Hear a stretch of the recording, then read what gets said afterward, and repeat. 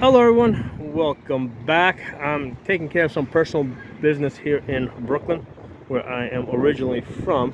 That's the Verrazano Bridge over there. And I'm using the opportunity to do some study on the effects of elevation on our perception of distance. Okay, so I'm using this rangefinder here. This is the SIG Kilo 1400 BDX 5x20. I bought this for about $200 when I bought this, I think like maybe 2 years ago. It's not like, I think like $120 if you get it on sale at Optics Planet. But I recommend that you actually upgrade to the better one that has mill lines in it. Okay, so but anyway, so I'm up here, and first thing I did is I looked at that bus stop over there, and I wanted to basically I just took a rough guess of how far the distance is from my position to that bus stop. And I took a rough guess. I thought it was 100 yards, okay? And, this is like immediately when I got up here without like really taking time to study, just took a quick glance at it, said 100 yards.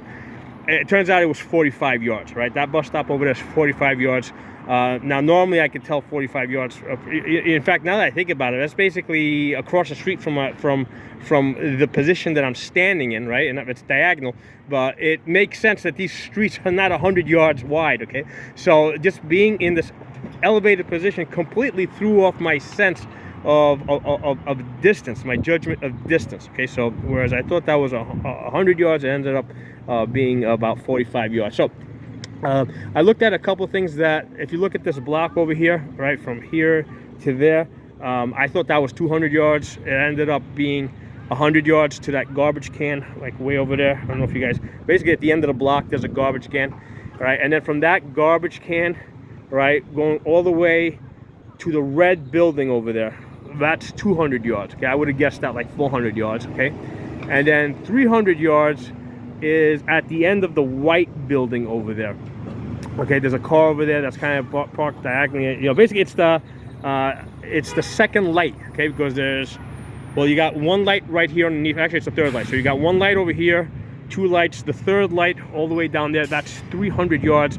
If I had to guess it, I would have thought it was like 600 yards, because there's just so much. And I mentioned this in another video, and also one of my viewers also mentioned it. If you've got wide open spaces, that tends to throw off your distance.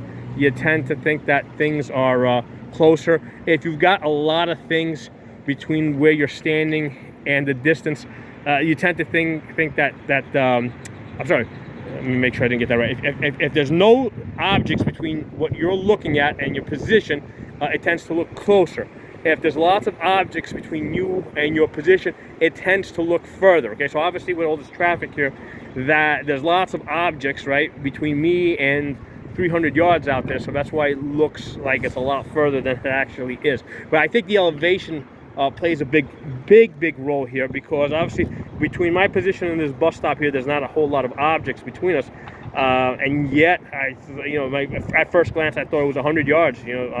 Now granted, because I'm looking at it diagonally, it's going to add a little bit more.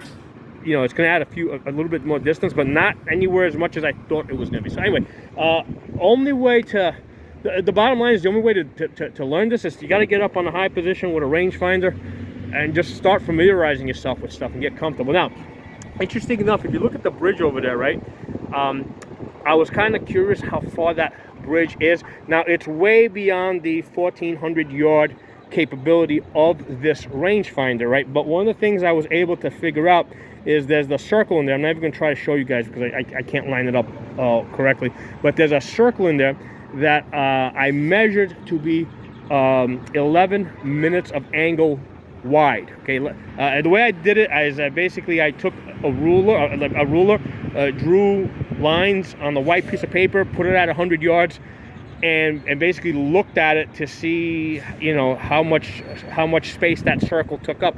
And I was able to figure out that the circle, which I use as the aiming device on this rangefinder, is 11 minutes wide. Okay, so what I was able to do is I was able to put that circle, basically the reticle, on one of the trucks that was crossing the bridge. A truck like that red truck that you see right there, right? So those trucks are about 75 feet long.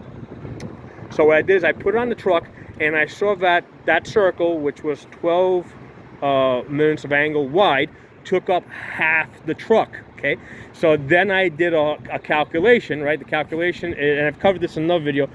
You take the 75 feet that I know these trucks to be, times 12 inches, right? Because I needed in inches, so it's 75 feet times the 12 inches. I got some number, multiplied it by the conversion factor, 95.5. Okay.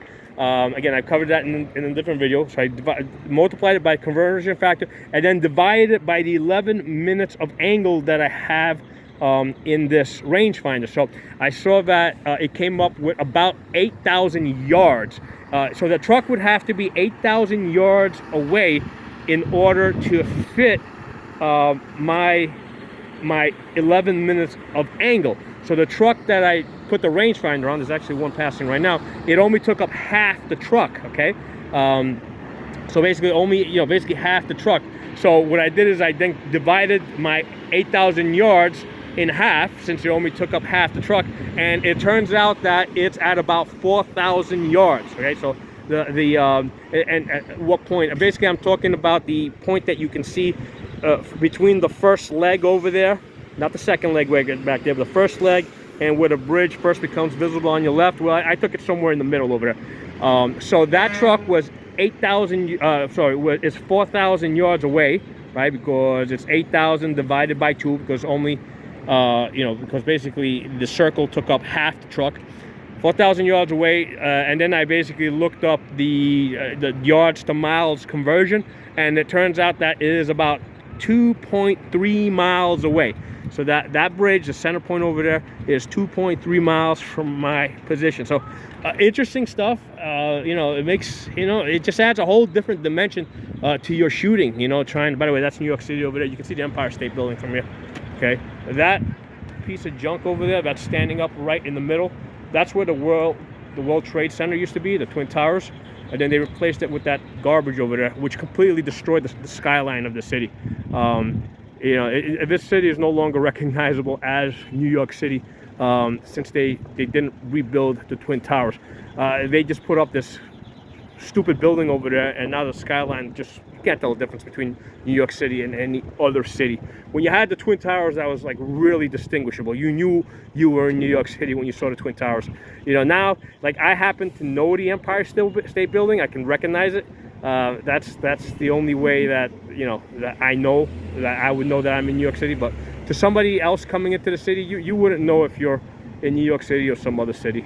So big mistake not rebuilding the Twin Towers the way they were. But anyway, hope you guys enjoyed this video. Wanted to give you guys something different to look at today.